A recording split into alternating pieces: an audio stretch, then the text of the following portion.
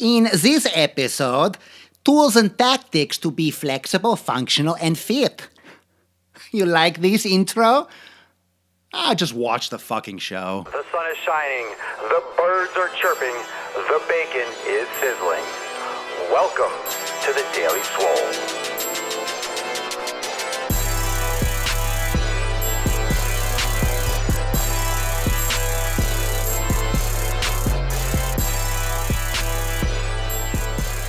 Woo! Heyo, bitches! It's Papa Swolio here with episode 546 of the Daily Mother Swole, the most muscular swolecast, beardcast, and broadcast in the realm. Because on I Flex, You Flex, we all flex our biceps. And I see people commenting sometimes, hey, check this guy out, but he's annoying.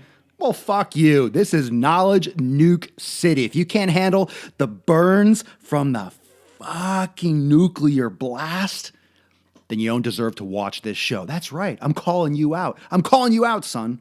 If you think I'm annoying, go watch something else. This is not for you. This is for those people that are fucking serious about being flexible, functional, and fit. Am I right? Or am I right? Or am I right? Or am I right? I'm right. Comment below. I want to know. Before we get to this question of the day, I want to know, do you think I'm annoying? Do you think I'm annoying? Granted, I don't give a shit what you think. I kind of care what you think. I mean, I really do, but I don't give a fuck because I'm going to be me no matter what. And that's why you watch Papa Swole, because I am legit. Too legit to quit making gains. Too legit. Oh. A little shout out to MC Hammer there. What up? Let's get into it. Enough caffeine today? Like, for real? Is that coffee mug big enough? Holy shit. Let's get into the game train. Episode 546. Pinch the nips. Make sure they're hard enough. The question of the day is from Andrew Teppas, and he asks, burning belly fat and shredding the abdomen, does it start in the kitchen or the gimnasio? No, he says gym. What can I do to improve my results? And of course, he used the Ask Papa Swolio hashtag. Well, Andrew, burning belly fat, shredding the abdomen, it could be a couple things. Like if you're having trouble losing fat in the abdomen, understand that the body puts fat there because it protects the organs. And also that's one of the hormonal locations where the body or cortisol will store body fat. So first off, if anyone's watching, if you have trouble with belly fat, and that's where most people do, it's because cortisol levels are greatly elevated. And that's because you're not sleeping enough, you are not creating enough, you're not being active enough in your recovery, in your decrease of stress. And stress does not necessarily mean like, oh, I had a bad day at work. It means not enough sleep. It means improper nutrition, anything that can cause damage and wear to the body. So if your body is in a state of fighting for survival, like it's not in a cool spot, if it's not getting enough sleep, if it's not getting the right food, if you are maybe stressed because you're one of those people that's just fucking raging in the car, and if you're just raging at work and you're very tense, those levels are going to be high, and the cortisol does tend to store body fat there. So in terms of shredding body fat in that location, you can't spot reduce fat, but you can look to get rid of you can look to get rid of inflammatory foods with something like the elimination diet. You can tighten up your nutrition.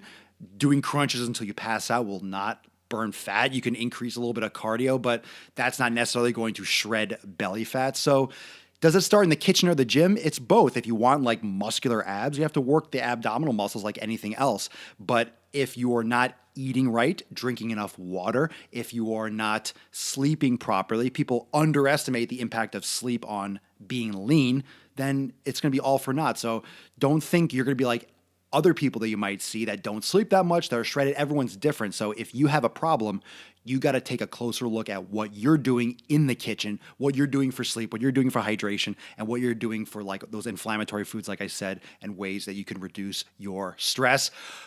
So thank you so much, Andrew, for that great question.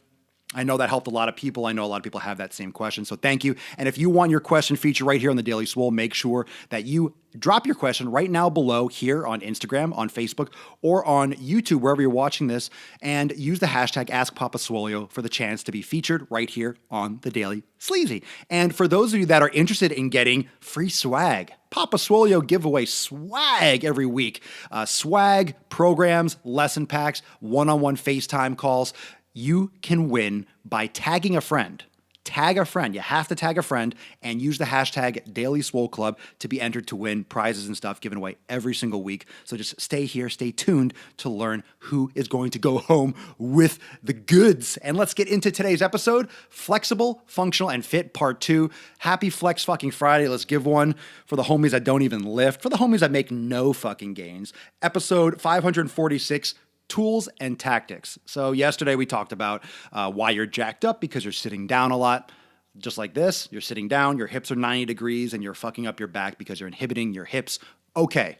That being said, what are some of the tools, Papa Swole? You told me that I'm fucked up. You tell me I'm fucked up all the time. You're always raging on us, Papa Swole. Why you hating? Why you hating? Papa Swole's not hating, but I want you to meet this problem head on. Meet this problem head on. So before we begin, or while we begin, drop in the comments right now, do you have chronic back pain? Do you have chronic knee pain? Do you have any injuries that are nagging or keep coming back? I want to know about those nagging injuries because those are signs. Those are signs that you have some kind of issue and some kind of imbalance that's not going away. So what are some of the tools and tactics that you can use to fix this? What are some of the tools and tactics that you can do or use, or methods to improve this? You can use a foam roller. I don't have my foam roller in here, but you can get one of those round foam rollers. I mean, I've talked about this before. I posted some videos before, but one of those round black foam rollers, short, long, the white ones, any kind of foam roller, those things are good for inhibition techniques. And I have that in my 90-day dash program. A lot of you have seen me do those tutorials before in my premium group, those workshops. So a foam roller self-myofascial release is pretty much just a self-massage, but a massage inhibits muscle tissue and can relieve tension in the wrong areas or that has built up in the wrong areas, and paired with corrective exercise can do wonders for improving that balance. So one is a foam roller. Two is yoga. You don't need a yoga mat and you don't need a yoga block, but you can. You can do yoga, and you could do yoga anywhere. You don't even need a mat. You could do yoga right now, drop down and do some yoga that can help balance it out. The first thing to know is that you have to be consistent, okay? So whether it's foam rolling and or yoga, I recommend doing both, or using a stretching strap, towel, old t-shirt for some of these stretching positions and things to get into, and there's many different methods. But it's the regular practice. So those are some tools, and you can have all those little gears. And, there's so many gadgets out there. When we start talking about fitness and we start talking about anything gets popular, foam rolling massage, there's always like a little tools and these things that bend, and the ones with the spikes and the ones with the knobs and the one that fucking gives you a reach around after. There's so many different things. They're always trying to sell you stuff. But it comes down to regular practice. So you find what works. And it's going to hurt. Foam rolling and yoga, it's awkward, it's uncomfortable, but it's a complete rebalancing of the body. Just remember that it's hard or it hurts or it's uncomfortable or it's challenging because you suck at it. And the reason why you suck at it is because you've been doing the opposite your entire life. So it's a practice. It's a regular practice. Has anyone ever heard of like a yoga workout? It doesn't really flow. Those of you that are in fitness and are into the actual yoga, no one says yoga workout. No one says really, you can kind of say yoga training. Like yoga training means like almost like a workshop, like you're going to learn. But no one does like yoga. No one I just crushed yoga. No, you practice yoga. And the reason why practicing yoga, we never say practice weight training. I really think we should start using that because we have this idea that if you go and do something that you're going to get results from it.